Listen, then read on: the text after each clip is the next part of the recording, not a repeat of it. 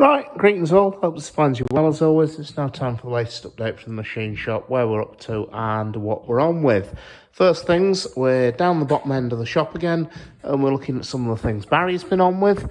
The first is this piston valve head here, which we saw last week in the slotter. Well, the last job Barry's been doing on it prior to it going out is fitting these pegs here, which are known as ring stops. The idea of these is that the valve rings, when fitted, have a gap cut into them, so of course, so you can open them up to get them over the head, but also so that they can spring out into the valve bore to actually do the job. Now, the danger is that if these valve rings start to rotate around the head, there's a series of grooves in the head where the ports are, and the danger is the end of that ring could drop into those grooves. And so these pegs, called ring stops, are put into the heads here to stop the valve rings rotating around the head. And so that's the last job to be done on that head. It's now finished and ready to be fitted. Now, Barry's then moved on to another job, which is these things.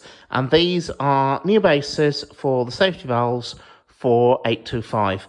These are the old ones here. They're both life expired. They're basically warm beyond acceptable tolerance, and so Barry started machining from 2 new castings, 2 new bases for them. The castings have been done for us by William Lanes of Middlesbrough, and according to Barry, they're machining up very nicely indeed. So that's some of the things we've been on with, or Barry's been on with, and we'll now go and have a look at some of the other bits and pieces that's been done as well. Steam valve off the 9F with a recut seat, as you can see in there.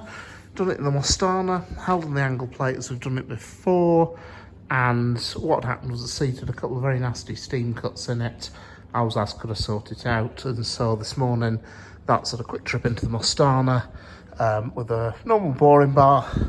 The only minor entertainment in this is you're working blind, so what I tend to do is first of all locate the seat in terms of depth, then move the tool inwards until it's clear of the seat, advance it slightly, wind back out till you just come into contact with the edge of the seat. That then gives you a reference in 2 planes for where the edge of the seat is, and so at that point it's just a simple get the tool clear, put a cut on, and just simply do the job. And for the DRO it's quite interesting how that's I don't know if you'll see this in the video, but that's actually flickering quite impressively. It must be something to do with the refresh rate of that ancient LCD screen. So the DRO in this case really is your friend here. So there you go. That's one job that's been done. Another job we're on with is new rod brushes for 825. These are the 2 intermediate coupling rod brasses, and the problem is we measured them up earlier this year to measure up for wear. They were both found to be worn, so we promptly pressed them out, and instead of being pressed out, they more fell out of the rods.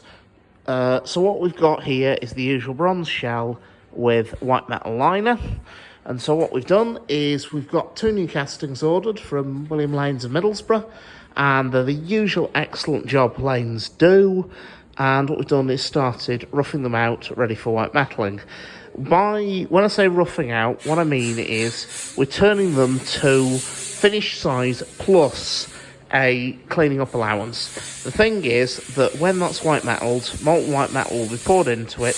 The heat of that process often causes the bush to normalise to a degree. That is, any stresses that have got involved in it through the casting process, those stresses release and the bush inevitably distorts slightly. So the way I've always done this, I think I've said this before, but I'll say it again just for the look of the thing. The critical dimension on this is the finished external diameter of the bush here, because that's the portion of the bush that presses into the hole in the rod. So on the rough turned bush, that portion will be turned 1/8 of an inch over size. That means that it'll be 1/8 of an inch bigger than it should be. And so once it's been white metalled and the bush is normalised and whatever, it's unlikely, very unlikely, it'll go more than 1/8 of an inch at around. So that should give me plenty of clearance to clean it up and machine it back around into a finished size that will press in nice and neatly. So now what we have here is this bush, as it sits here, is actually upside down, because what we have is that diameter there is actually the same as that shoulder diameter there, and this completely unmachined portion here will become this outside diameter here. If we look into the bore, we can also see, you see the series of parallel grooves I've added? These are to give the white metal a mechanical key to lock into. They're nothing high-tech, they're basically done with a 5 TPI screw cutting insert, and the only reason they're done with a 5 TPI screw cutting insert is because that's the pitch I just happened to have a box full of. They were ordered for some job lost in the mists of time, and we've got plenty of them, so we might as well use them for all the odd jobs like this. And so what I do is I simply got this in a screw cutting tool, and then these grooves are plunged in to 120 thou, well, it's 125 thou depth, approximately, give or take 5 thou or so, because it doesn't actually matter, and they're at 100 thou spacing. And so the idea is that rough ridged, that series of grooves will serve as a mechanical key. Incidentally, they are a series of separate grooves, not a continuous screw thread, because the concern is if you make it into a continuous screw thread, if that white metal grabs on the crank pin for whatever reason, it could potentially just wind itself out of the bush. So there you go. There's one rough turn, just got the outside diameter to do. We've got another brand new casting in the Mostana lathe ready to go. So the next job is to make that look a bit more like that. Okay, there we go. Now that roughed casting looks a bit more like its mate over here. So we've now got 2 at that stage. What we now need to do is reverse them in the chuck jaws and turn the outside diameter. Quickie, there's something that you do have. You'll see I've now reversed that bush in the jaws. You'll see I've also had to put the jaws the other way around because I've got the square root with sweet Fanny Adams to hold on to, because the entertainment with these bushes is that this shoulder here is actually quite narrow. Usually they're quite a bit wider than that, but on this they're just under ½ an inch wide, which isn't terribly wide at all. And as you can see, we have a minor problem in them. There's the potential for a bit of a spatio-temporal conflict between tool, chuck jaws, work, and anything else that decides to get in the way.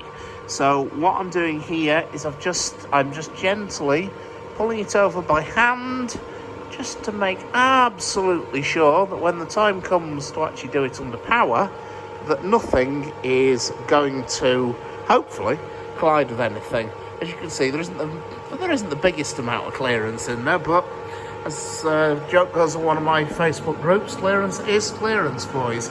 And the other thing I have done is, if you look at the DRO, you'll see there's that bottom reading that's marked Z1.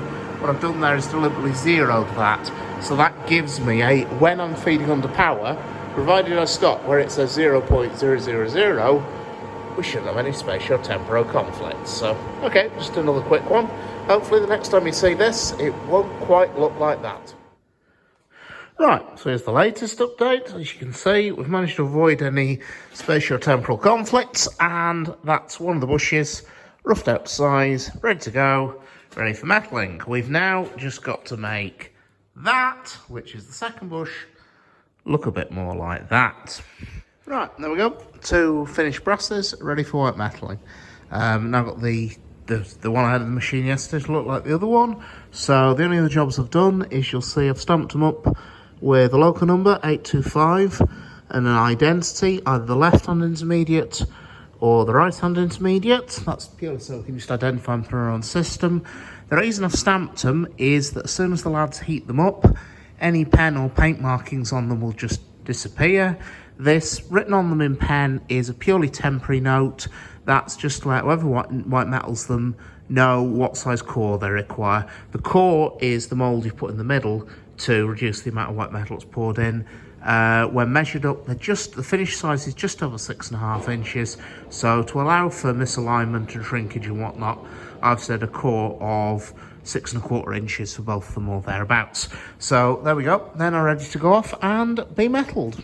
So the next job will be, when we next see them, the next job will be to machine them out to finish size and finish machine them on the outside. Okay? Right, now I've got the new bushes machined. It's now time to move on to the next job, which is remetalled bushes.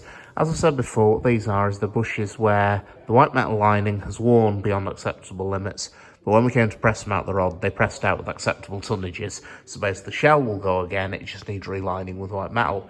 So what the lads have done is melted out the old white metal and cast in new. That's this silver stuff here, you can see.